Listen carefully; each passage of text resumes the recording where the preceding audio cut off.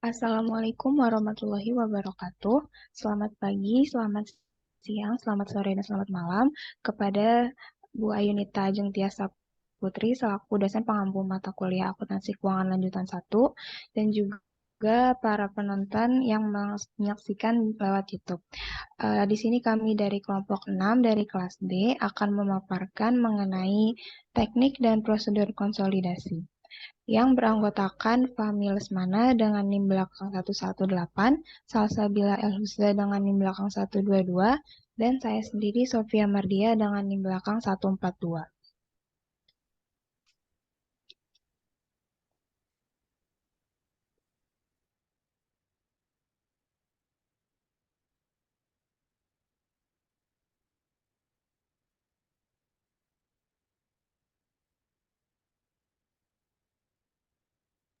Oke, untuk table of content-nya pertama-tama kita akan melakukan pembahasan materi terlebih dahulu, dilanjutkan dengan contoh soal, dan yang terakhir latihan soal. Untuk pertama, pembahasan materi boleh langsung saja oleh rekan saya. Oke, baik. Yang pertama itu ada prosedur konsolidasi. Konsolidasi merupakan kondisi di mana suatu perusahaan memiliki kepemilikan lebih dari 50%, yang berarti perusahaan mempunyai kendali atas perusahaan lain. Karena hal tersebut, pada akhir periode perusahaan wajib membuat laporan konsolidasi. Laporan keuangan yang dikonsolidasi adalah proses menyatukan dua atau lebih laporan keuangan yang dimiliki oleh dua atau lebih entitas sehingga menjadi sebuah laporan keuangan yang mencatat jumlah operasional, arus kas, dan posisi keuangan entitas secara menyeluruh. Berdasarkan PSAK 65, proses konsolidasi ini dimulai dari yang pertama itu menggabungkan akun sejenis, seperti menggabungkan akun yang termasuk harta atau aset, kewajiban, ekuitas, pendapatan, beban, dan arus kas sejenis pada entitas induk dengan entitas anak. Yang kedua itu mengeliminasi. Pada proses ini, hasil yang tercatat dari investasi entitas induk pada setiap entitas anak dan bagian entitas induk pada ekuitas setiap entitas anak harus dieliminasi. Nah, yang ketiga itu ada mengeliminasi dengan penuh. Harta atau aset, kewajiban, ekuitas, pendapatan, beban, dan arus kas yang ada pada intra kelompok usaha terkait dengan transaksi antar entitas dalam kelompok usaha atau gain atau loss yang diakui dalam aset seperti persediaan dan aset tetap yang muncul dari transaksi intra kelompok usaha itu dieliminasi semuanya. Next slide. Nah, untuk memudahkan dalam proses penyusunan laporan keuangan konsolidasi, maka dapat dibuat kertas kerja konsolidasi seperti tabel berikut. Tabel kertas Tabel kertas kerja konsolidasi umumnya terdiri dari 6 kolom. Di kolom awal diisi dengan nama akun entitas-entitas yang akan dikonsolidasi. Dua kolom selanjutnya secara terpisah diisi dengan saldo akun pada entitas induk dan entitas anak. Dua kolom selanjutnya lagi terdapat kolom eliminasi yang dipakai untuk menghapus atau menyesuaikan akun pada neraca saldo sehingga jumlah saldo konsolidasi hanya mencatat jumlah entitas tunggal. Berikutnya, untuk kolom terakhir terdapat kolom konsolidasi yang diisi dengan penjumlahan kolom neraca saldo dan eliminasi pada setiap akun. Hasil kolom terakhir inilah yang menjadi jumlah yang akan dicatat atau dilaporkan keuangan konsolidasi. Dilaporan keuangan konsolidasi. Slide. Selanjutnya adalah akuisisi dengan kepemilikan sebagian atau kurang dari 100%. Pada setiap kelompok usaha sangat memungkinkan entitas induk mempunyai kendali terhadap entitas anak, tapi tidak memiliki kepemilikan penuh pada entitas anak tersebut. Berdasarkan PSAK 65, suatu entitas dinyatakan mempunyai pengendalian terhadap entitas lain jika perusahaan mempunyai kekuasaan terhadap investasi, hak atas imbal hasil karena keterlibatannya dengan investasi, juga memiliki kemampuan untuk memanfaatkan kekuasaannya atas investasi dalam mempengaruhi keputusan. Akibat dari entitas induk tidak memiliki kepemilikan entitas anak dengan penuh, maka timbul kepemilikan dari pihak lain yang disebut dengan kepentingan pengendali atau non-controlling interest. Kepentingan non-pengendali ini didefinisikan sebagai bagian ekuitas dari entitas anak yang tidak dimiliki atau dikendalikan oleh pemilik mayoritas. Next slide. Selanjutnya ini ada contoh soalnya konsolidasi saat setelah akuisisi dengan kepemilikan sebagian. PT Sabang melakukan akuisisi atas sebagian saham yang dimiliki PT Maroke pada 1 Januari 2021. PT Sabang membeli 80% saham PT Maroke senilai 500.000. Pada saat akuisisi diketahui pula modal saham dan laba ditahan PT Maroke secara berturut-turut adalah 300.000 dan 200.000, sisanya dialokasikan ke goodwill. Nah, perhitungannya itu didapatkan cost of investment itu senilai 500.000. Implied value-nya 625.000 didapat dari 100% dibagi 80% dikali 500.000. Itu cost of investment-nya. Lalu book value-nya itu eh, didapat 500.000, didapat dari 200.000 ditambah 300.000. Goodwill-nya itu eh, didapat dari sisa hasil implied value dikurang book value senilai 125.000 dan NCI-nya itu 125.000 didapat dari 20% dikali implied value-nya 625.000. Dari perhitungan tadi, next slide. Dari perhitungan tadi, jurnal yang dibuat pertama jurnal pembelian saham PT Sabang pada 1 Januari 2021. Jurnalnya itu investment in S pada cash senilai 500.000. Lalu jurnal eliminasinya itu ekuitas S pada investment in S senilai 500.000 dan goodwill pada NCI 125.000. Next slide. Setelah jurnal dibuat, selanjutnya membuat kertas kerja konsolidasiannya. Hasilnya itu total aset juga liabilitas dan ekuitasnya itu sama sebesar 1.185.000.000. Selanjutnya akan dibahas oleh teman. Baik, untuk selanjutnya adalah kondisi akuisisi dengan kepemilikan penuh atau 100%. Dalam PSAK 65 tahun 2014 disebutkan bahwa entitas induk mengonsolidasikan entitas anak dimulai dari tanggal perolehan pengendalian hingga tanggal habisnya pengendalian entitas induk terhadap entitas anak. Berikut adalah contoh soal atau ilustrasinya. PT Abadi Jaya membeli seluruh saham dari PT Melati dengan harga sejumlah 1.200.000.000. Pada saat diakuisisi, diketahui nilai wajar dari aset dan liabilitas PT Melati adalah serupa dengan nilai yang tercatat. Jumlah ekuitas yang dimiliki oleh PT Melati adalah 1.200.000.000, sehingga nilai investasi yang diberikan oleh PT Abadi Jaya kepada PT Melati sejumlah seluruh sahamnya. Ini adalah proses konsolidasinya, jadi rincian skemanya seperti ini. Nilai akuisisinya dan nilai wajarnya setara, yaitu 1.200.000.000. Lalu 1,2 ini itu terdiri dari saham biasa sejumlah 800 juta dan juga saldo laba 400 juta. Maka total nilai tercatat aset bersihnya itu 1,2, jadi selisihnya itu 0. Maka dari proses akuisisi ini menghasilkan jurnal yang akan dicatat oleh induk atau PT Abadi Jaya, yaitu investment pada PT Melati atau anak pada cash sejumlah 1.200.000.000. Dan ini adalah proses konsolidasi. Di sini ada perbandingan laporan posisi keuangan dari PT Abadi Jaya dan PT Melati per 1 Januari 2016 sesaat sebelum dilakukannya akuisisi dan setelah dilakukannya akuisisi. Jadi saat sebelumnya ini itu kas dari PT Abadi atau induknya itu 1,6, 1.600.000.000, dan setelahnya itu berkurang jadi 400 juta karena tadi 1.200.000.000-nya itu sudah dilakukan investasi kepada PT Melati dan akan masuk ke akun baru yaitu investasi pada PT Melati sejumlah 1,2 di sini. Jadi jumlahnya tetap sama, total asetnya tetap 7 miliar seperti itu. Lalu setelah dicatat dalam laporan posisi keuangan dilakukan jurnal eliminasi yaitu saham biasa PT Melati dan saldo laba pada investasi di PT Melati. Lalu setelah ditaruh jurnal eliminasi, maka ditaruh di kertas kerja konsolidasian investasi pada PT Melati di sini kredit, taruh di kredit, maka nilainya menjadi 0. Lalu pada liabilitas dan ekuitasnya, saham biasa 800 juta di debit dan saldo laba 400 juta di debit. Maka menghasilkan konsolidasiannya itu berupa saldo yang ada pada induk saja, sedangkan yang di anaknya itu dieliminasi.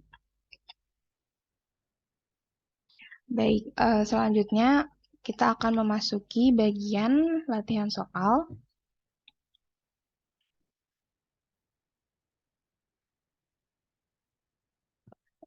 Oke, untuk yang pertama akan ada pilihan ganda akan dipaparkan oleh rekan saya. Oke, baik. Untuk latihan soal ini terdiri dari 3 macam soal. Itu pertama ada pilihan ganda, kemudian mini essay, dan soal kasus. Kita akan masuki ke pilihan ganda terlebih dahulu. Yang pertama, bisa kita lihat di sini laporan keuangan yang disusun oleh suatu perusahaan induk yang memiliki satu atau lebih atau ada anak perusahaan yang isinya mencakup informasi keuangan dari perusahaan induk dan anak. Ya, nah, yang menjadi satu entitas itu disebut laporan konsolidasi. Konsolidasi ini uh, berlaku bagi uh, perusahaan induk yang punya anak dan punya anak lagi, maka itu akan mempengaruhi laporan konsolidasi. Oke, mungkin kita bahas sampai situ untuk nomor satu. Kemudian untuk berlanjut ke nomor dua, nah PSAK berapa saja yang memuat tentang laporan konsolidasi. Dan secara spesifik, laporan konsolidasi itu dibahas pada PSAK yang bisa dilihat yang ditandakan kuning ini pada jawaban nomor C, yaitu PSAK nomor 65. Tapi tentang kombinasi tentang konsolidasi itu sempat disinggung juga pada PSAK nomor 4, PSAK nomor 15, dan juga PSAK nomor 22. Yang pertama itu PSAK nomor 4 yang membahas bahwa konsolidasi itu adalah kepemilikan dari perusahaan induk yang memiliki kepemilikan perusahaan anak sebesar 50% atau lebih. Yang tentunya perusahaan induk ini memiliki controlling dari perusahaan si anak. Seperti itu. Dan dikembangkan dan secara spesifik dibahas pada laporan konsolidasi ini di PSAK nomor 65. Oke, boleh kita lanjut ke nomor 3. Baik, kita baca soalnya dulu. Berikut beberapa transaksi yang perlu dihapuskan dalam jurnal eliminasi kecuali.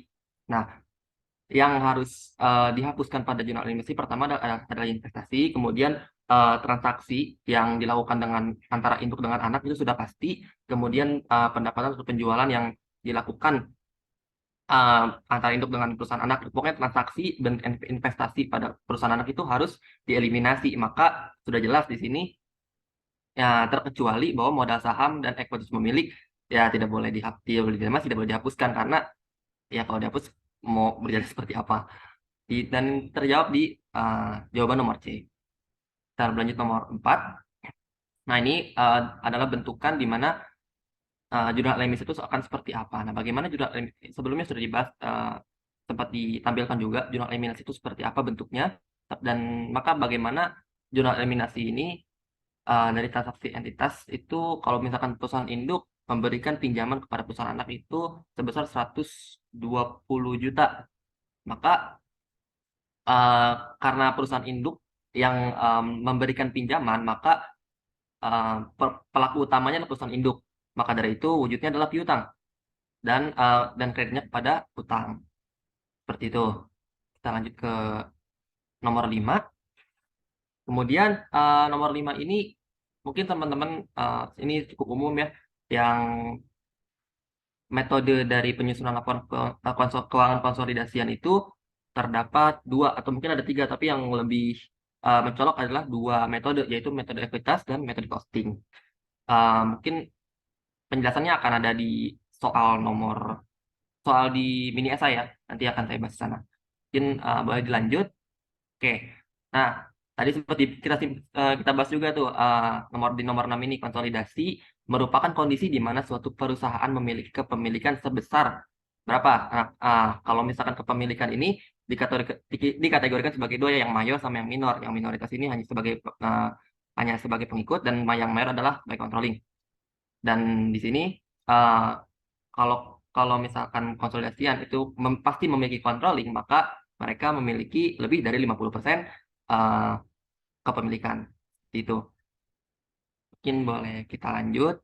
Nah, tadi sempat kita bahas kalau misalkan ada diksi penghapusan akun atau transaksi yang tadi sempat kita singgung. Uh, Kalau misalkan ada penghapusan terkait timbal balik, nah, tadi kan sempat dibahas juga tuh pengecualiannya antara perusahaan induk dengan anak sudah pasti. Kalau misalkan uh, masih belum connect, maka disebutnya kalau di dalam penyusunan keuangan laporan konsolidasi ini disebut eliminasi. Seperti itu. Kalau penyesuaian itu kondisinya akan beda lagi. Oke, mungkin kita lanjut ke nomor 8, dan nomor 8 ini bisa dibaca sama teman-teman. Eh, Penulisan jurnal untuk laba laba perusahaan anak yang diakui perusahaan induk pada metode ekuitas. Nah, metode ini ngebahas metode ekuitas. Tapi dan ini pelaku utamanya itu perusahaan induk yang dari anak dulu nih, karena yang anak diakui sama yang induk. Maka kalau jurnalnya, jadi ada investasi saham di debit, kemudian pada laba perusahaan anak. Tapi kalau misalkan uh, dilakukan sama anak, berarti ada kebalikan di sini. Kalau ini wujud jurnalnya itu yang di depan adalah kredit, dan setelah pada adalah yang di depan adalah debit, kemudian yang setelah pada ini adalah kredit. Maka investasi saham pada laba perusahaan anak ini hanya bentukannya saja tanpa nominal. Begitu. Oke, mungkin kita lanjut dulu ke nomor 9. Nah, di sini apa yang harus dilakukan pada pendapatan investasi dan perusahaan anak pada kerja konsolidasi. Kalau misalkan menemukan pendapatan perusahaan anak dan pendapatan investasi, maka yang harus dilakukan adalah eliminasi, karena berhubung uh, dua hal tersebut adalah masuk dikategorikan dalam investment atau investasi. Kita lanjut ke nomor 10, yang terakhir adalah jika terjadi kondisi di mana nilai wajar melebihi nilai buku, atau sebaliknya nih, nilai buku melebihi nilai wajar, maka harus dilakukan apa? Dilakukan tentunya bukan diamortisasi, tapi dialokasikan sesuai dengan kelebihan tersebut. Mungkin boleh dilanjut? Oke, oke, ya. Nah, ini mini esai, terdapat 3 soal yang memang bisa dijawab secara singkat. Oke, kita masuk ke yang pertama. Pertama ada dalam PSAK nomor 65, spesifik PSAK nomor 65, prosedur konsolidasi ini itu terdiri dari 3 hal yang secara spesifik dilakukan. Sebutkan 3 hal tersebut. Ini sempat dibahas tadi di teori, dan uh, apabila ingin dijawab, yang pertama adalah penggabungan akun sejenis dan antara entitas induk dengan entitas anak. Kemudian melakukan eliminasi, melakukan eliminasi tiap akun timbal balik antara induk dengan anak. Nah, ini terakhir adalah melakukan eliminasi secara menyeluruh dari yang serupa juga, seperti aset, liabilitas, dan lain sebagainya. Itu. Kemudian kita lanjut dulu ke nomor 2. Nah, ini ada kondisi di mana kapan harus dilakukan eliminasi dan melakukan penyesuaian pada laporan keuangan konsolidasian. Nah, berikan contoh kondisi di mana dilakukannya eliminasi dan penyesuaian saat melakukan prosedur konsolidasi. Yang pertama, kita bahas eliminasi dulu. Yang pasti dilakukan adalah eliminasi akun dan eliminasi transaksi. Eliminasi akun itu akun investasi pasti dieliminasi, kemudian hutang dan piutang sudah pasti dieliminasi. Kemudian transaksi itu seperti penjualan dan pembelian, kemudian ada untung rugi juga dieliminasi. Nah, terus yang terakhir adalah penyesuaian. Nah, ini penyesuaian itu pada saldo akuisisi, itu seperti penyusutan nilai wajar atau amortisasi dari goodwill. Gitu. Mungkin kita lanjut dulu. Ini cukup banyak yang di sini. Nah, kalau kita rewind sedikit, tadi sempat disinggung juga ketika membahas PG, yaitu jelaskan secara singkat apa itu konsolidasi serta ilustrasikan. Nah, kalau konsolidasi itu ini berdasarkan nomor 4 ya. Kemudian konsolidasi ini adalah kondisi perusahaan yang memiliki kepemilikan lebih dari 50%. Nah, kondisi tersebut mengartikan perusahaan ini memiliki kendali, bukan ownership ya, controlling dulu atas perusahaan lain. Contohnya, misalkan perusahaan Papa memiliki kepemilikan sebesar 80% dari perusahaan sah atau perusahaan SAN, yang berarti perusahaan Papa memiliki kendali atas perusahaan sah. Kurang lebih seperti itu untuk mini esai. Selanjutnya terdapat soal kasus yang akan dilanjutkan oleh rekan saya. Silakan. Baik, oke. Setelah tadi pilihan ganda dan mini esai, maka selanjutnya saya akan melanjutkan memaparkan soal kasus. Soal kasus yang pertama ini mengenai kepemilikan sebagian atau di bawah 100%. Untuk soalnya, pada 1 Januari 2022, SM Corporation mengakuisisi 70% kepemilikan dari IST Corporation dengan harga sebesar 7 juta dolar dari ekuitas IST Corporation. Dan saat diakuisisi, ekuitasnya itu terdiri atas 2 juta modal saham dan 5 juta laba ditahan. IST Corporation memiliki aset dan kewajiban yang nilai bukunya setara dengan nilai wajar saat diakuisisi. Pada tahun berjalan, IST Corporation tidak melakukan pembayaran dividen. Nah, berikut laporan keuangan SM Corporation dan IST Corporation pada 31 Desember 2022 dan ditulis dalam ribuan dolar. Di sini ada aset dan juga liabilities equities. Juga ada net income dan juga ada return earning awal. Lalu dimintanya buatlah jurnal eliminasi saat terjadinya akuisisi dan buatlah kertas kerja konsolidasian untuk periode berakhir 31 Desember 2020. Oke, untuk yang pertama di sini ada skema dari akuisisinya. Karena mengakuisisinya itu 70%, sejumlah 7 juta dolar, maka ada imply fair value atau 100%-nya sejumlah 10 juta dolar.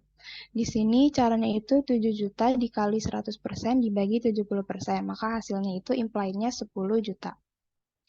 Lalu book value dari IST net assetnya tadi setara dengan nilai wajarnya yaitu 7 juta, maka didapatkan eksesnya 10 juta dikurang 7 juta yaitu 3 juta dialokasikan ke goodwill. Karena ini kepemilikannya tidak 100%, maka ada bagian NCI yaitu sekitar 30%, karena tadi kepemilikannya 70%, sisanya NCI 30%, maka senilai 3.450.000 dolar. Beginning NCI-nya itu 3 juta dolar. Maka di sini langsung saja jurnal eliminasinya. Yang pertama untuk mengeliminasi income dan dividen dari IST Corporation. Karena di sini dilakukan akuisisi, jadi income dan dividennya itu dihapuskan. Jurnalnya ada income from IST Corporation pada dividen dan juga investment in IST Corporation. Jumlahnya senilai 8.050, lalu 1.400 dan 6.650. Nah, ini didapat dari mana? 1.400 ini didapat dari dividen awal dari IST Corporation 2.000 dikali dengan 70% kepemilikan SM Corporation, maka didapatkan hasil 1.400. Lalu yang kedua ada jurnal dividen untuk NCI. Jurnalnya ada NCI share pada dividen dan NCI sejumlah 3.450 pada 600 dan 2.850. Yang ketiga ada jurnal eliminasi akun resiprokal. Akun resiprokal ini adalah akun transaksi yang dilakukan antara induk dan anak. Di sini ada penghapusan retained earnings, capital stock, dan goodwill pada investment in IST Corporation dan juga NCI. Jumlahnya seperti yang bisa dilihat. Lalu yang terakhir ada jurnal eliminasi payable dan receivable, yaitu jurnalnya dividen payable para dividen receivable sejumlah 1.400. Setelah dilakukan jurnal eliminasi ini, maka langsung saja ditaruh pada kertas kerja konsolidasian yang debit ini ditaruh di jurnal adjustment dan elimination bagian debit, dan yang kredit di sini dimasukkan ke bagian kredit di sini. Lalu tinggal disesuaikan pada pada bagian konsolidasi dan dihasilkan atas kerja konsolidasian seperti ini untuk tahun berakhir pada 31 Desember di tahun berjalan. Untuk kasus nomor 2 akan dipaparkan oleh rekan saya. Silakan. Untuk Charles di kasus selanjutnya yaitu pada awal Januari 2021, P membeli 90% kepemilikan S nilai 900.000. Pada saat itu, book value of net asset S terdiri dari return earning 400.000 dan common stock 400.000. Untuk selisihnya akan dialokasikan ke undervalue building dengan masa manfaat 10 tahun sebesar 20%, overvalue equipment-nya dengan masa manfaat 5 tahun sebesar 30% dan sisanya dialokasikan ke goodwill selama tahun 2021, S mencatat income sebesar 400.000 dan membagikan dividen sebesar 50.000. Buatlah jurnal eliminasinya. Nah, berdasarkan soal tersebut, yang pertama kita buat yaitu alokasi eksesnya.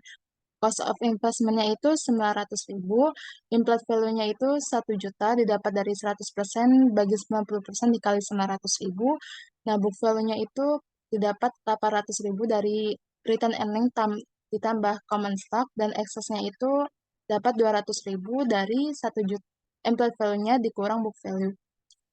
Lalu ada alokasi excess. Alokasi excess-nya ini terdiri dari undervalue building, yaitu dengan masa manfaat 10 tahun, dan overvalue equipment dengan masa manfaat 5 tahun. Undervalue building-nya itu 40.000 didapat dari 2 excess dikali 20%, dan overvalue equipment-nya itu 60.000 didapat dari 2 excess dikali 30%. Lalu goodwill-nya itu 220.000 didapat dari 200.000 yaitu eksesnya dikurang undervalue building 40.000 dikurang overvalue equipment 60.000. Nah, total alokasinya ini sama dengan ekses. Lalu amortisasi per tahunnya itu untuk undervalue building-nya itu 4.000 dapat dari 40.000 itu dibagi 10 tahun dan untuk equipment-nya itu 60.000 dibagi 5 tahun. Jadi 12.000. Nah, untuk goodwill-nya itu tidak diamortisasi. Nah, lalu selanjutnya kita buat jurnal eliminasi. Yang pertama itu ada jurnal eliminasi jumlah investasi, yaitu return earning S nilai 400.000, common stock S-nya 400.000, building-nya 40.000, dan goodwill-nya 220.000.